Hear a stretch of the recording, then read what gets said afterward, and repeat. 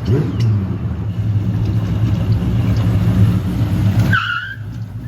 brother, today's video is sponsored by Keeps.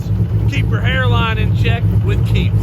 Guys, hair loss stops with Keeps, and today to get a special offer, visit keeps.com/Cleetus. That's KEEPS.com/Cleetus. 2 out of 3 guys will experience some form of male pattern baldness by the age of 35. And Keeps is a subscription service that offers clinically proven treatments to help stop hair loss and improve hair growth. With Keeps, you get quality expert care without ever leaving your home. The experts at Keeps will take your specific hair loss situation and set you up with the products and treatments that work best for you. You simply go online, answer a few questions, and you're good to go. Keeps is not only affordable, but they have 24/7 expert support. Keeps is a very simple routine. Whether you want to prevent hair loss or protect what you have left, Keeps has you covered. And if it's getting a little bit thin, Keeps has an award-winning all-natural hair thickening shampoo and conditioner system. Each treatment comes with a full year of unlimited messaging so you can stay connected to your medical provider about anything, anytime. Guys, hair loss stops with Keeps. Again, visit keeps.com/Cleetus to get a special offer. That's KEEPS.com/Cleetus. Thanks to Keeps for sponsoring today's video. Let's get to the live action. Hell yeah, brother. You're on the Cleetus McFarland YouTube channel. Guys, a big day in the shop for Ford guys. These two Ford guys here. I'm a Ford guy. I'm fine with that. I'm a Ford and a Chevy guy. I don't know what that means on paper, but I'm a Ford and a Chevy guy now. So Project Neighbor has had a mod motor in it for a long time. There it is, sitting there with a rod out the Broke. and no oil pressure. 0 pounds of oil pressure, in fact. The mod motor was great, but it's kind of outdated technology because the Coyote just seems to be the most popular thing on the market right now. Real good combination. So I said, brother, we're done with the mod motor, which is, by the way, very expensive. We're going Coyote. So I bought that F-150, the turbo F-150. It came with a TKM engine. Seems to run pretty damn good. So we hit up the guys at TKM Performance and we bought a Coyote. So now, Ty, you're not the only one, brother. Dude, big box. That's what happens when you got more than one cam. You got a 55-foot box. I know, this is bigger than the box of Big Block comes in. I think this is bigger than Mullet's Big Block. Big Block box. SMX comes in a smaller box than this. Pop her open, bro. All right. Shoot, golly, it takes up the whole nice. case. Oh, dang. It is actually huge. It really massive. is. That's the full deal, dude. Dude, grab a knife. Let's cut her open. If we're gonna do this, we need everything basically. So we got a fully built engine here. It's got boost line rods in it. It's got Wiseco pistons, everything ARP. This thing's assembled with the best hardware you can get. I mean, it really won't look like it's that crazy because it's got Ford Performance valve covers and stuff on it. Intake the oil pan, basically. Besides the intake, it's gonna be a supercharger. Yeah. My Coyote ran without oil pressure a couple times and it So, was still fine. Cleetus. Yeah, we're dialed. Add oil. So this engine, I don't know what it's good for. Probably 1,500 horsepower, but I told them what our goal was, and then I think they overbuilt for it. So we did nice timing chains, nice rods, nice pistons, and the block is sleeves. So you got good pistons, good rods, and sleeves to hold in all the boost. Built basically a complete racing engine, which is what we did in Neighbor originally, and that paid off for so long because we never had to really fix that engine for years until we really started getting rowdy. So now this Coyote should be extremely rowdy and give us that headroom to make Neighbor reliable again, because we just can't have it broken down at events. No, So, man. you know, I think the heads are basically stock. Stock heads make 2,000 horsepower. Yeah, that is That's nuts. insane. I don't know how Coyotes do that. I think they can get like 1,500 horsepower on stock cams. I'm not sure how far they can go, but I think it's pretty far up there. So these cams and these Fords, you just got to have 4 cams, you know? 1 cam, it's got to be just right. You got 4 of them, doesn't even matter. That's the theory. We don't have a ton of time, and we have to have Neighbor ready for Bristol. Have to. If we don't have Neighbor at Bristol, what the hell are we doing? I crashed it at Bristol last year. Yeah. Wait till you see what I'm gonna do this year with this much horsepower, all right? You better be at Bristol. Oh, and it's set up for methanol. So we can stay on Nice. methanol. Yeah, we're dialed, dude. This thing is gonna be Rowdy. perfect. No cam phasers. This thing those is are gonna be nice, rowdy. yeah. Yeah, we're not doing cam phasers on this. You know, it's just a burnout car. It's gonna be ran by our Holly Dominator that's been in Neighbor since, I feel like that was back when, A long time ago. yeah, 2018, I think, is when we got the Holly Dominator for Neighbor. So that thing's been in there forever. We're gonna slap this in, plug it in, and then we got some freaking killer parts on the way, which you'll see here in just a second, but we have to wait on. And then this thing's gonna make some serious horsepower. So we're working on the car now. We'll get right back with you when our other parts show up. All right, you guys saw the big old box with a Coyote in it. Well, Coyote needs an intake, right? So what do we have? A gigantic supercharger. Here's the deal. Our boy neighbor been running a VMP supercharger since day one. It's one of the only parts we've never broke. It is one of the very few parts we have never broken. We've been working with a lot of supercharger companies. I'm gonna be honest. People are probably wondering why we're like working with this supercharger company. To be just straight up with you, all the supercharger companies on the market right now are just kind of awesome. I know that there's a lot of competition involved. I don't know what that's like, but Yeah, they're all we're great. having really good luck with all the supercharger brands out there right now. So right here, we have a VMP supercharger. George has a Magnuson on his truck. We did a Whipple on Leroy Jr. And now we got a VMP. Pro Charger on the C7. Yeah, Pro Charger. We got all the superchargers.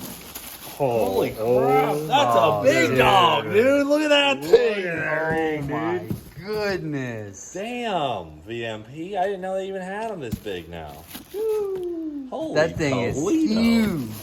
Wide motor, wide blower. That's a wide supercharger. Gee, look at the dude. Look, 2 ins, 2 outs. Oh Yeah, my it's gosh. that powered thing is by huge. Magnuson. It's so much bigger. Lanta. All right, so this is the biggest supercharger I think we've ever had. This is about the size of a 1071. This is killing bees blower, dude. Look at that unit. Oh man. That is so cool. Dude, look at this thing. We need a forklift for this puppy. Good thing we got the shyster.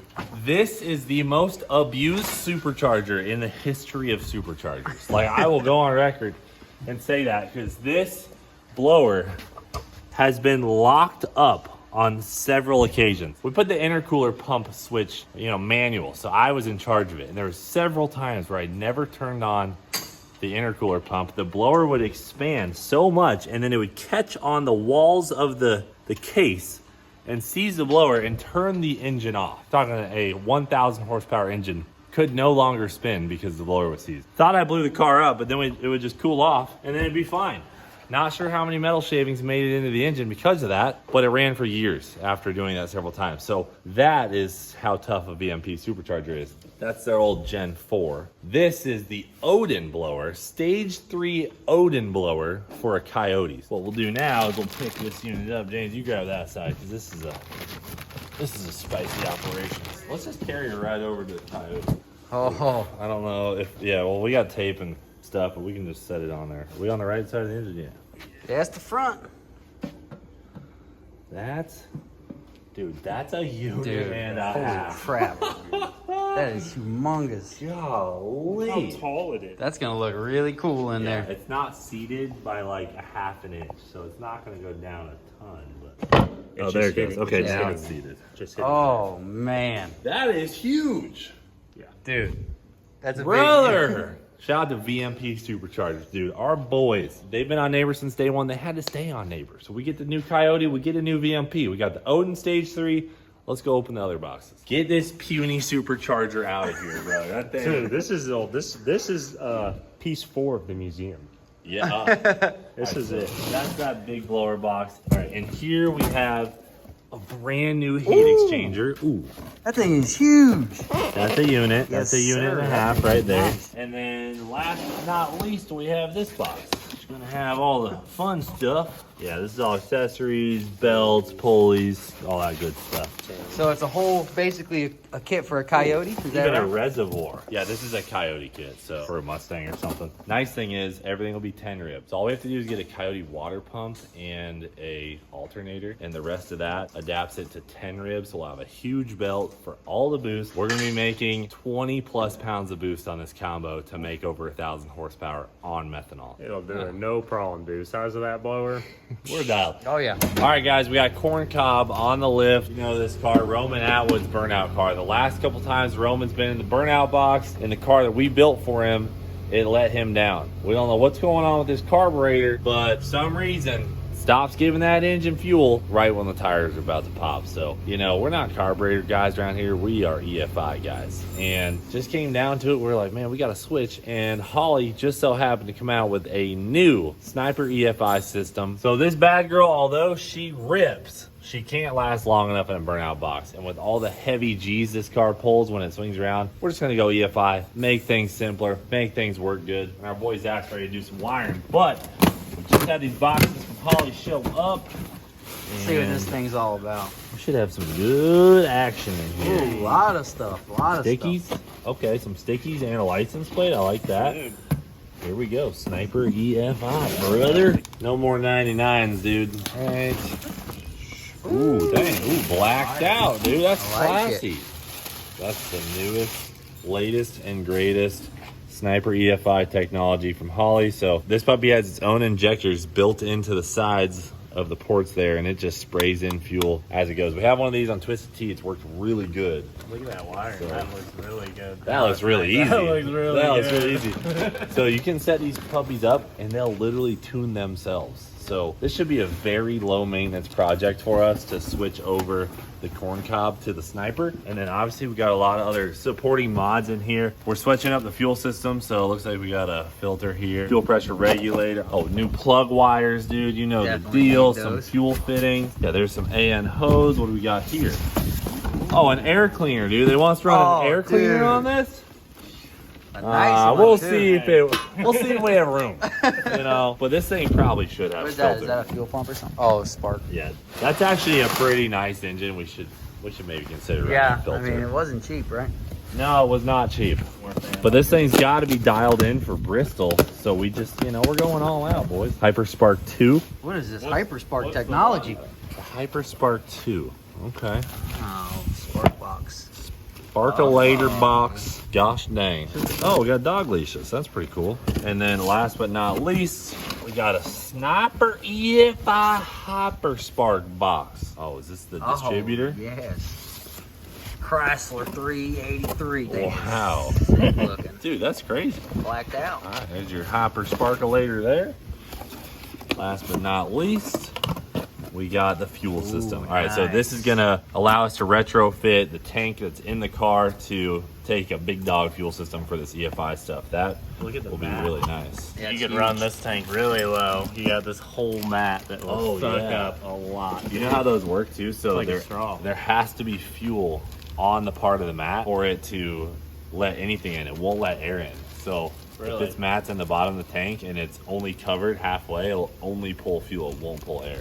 That's sick. These are really neat. The Hydro Mat. Check that stuff out. If you've never seen a video on this, it's really interesting. Fuel system, gonna be dialed. We're not letting Roman down in Bristol. All right, Zach, up to This is you, gonna buddy. be an easy one, dude. This is gonna be easy. Bolt on, dude. I mean, it's never gotten this easy.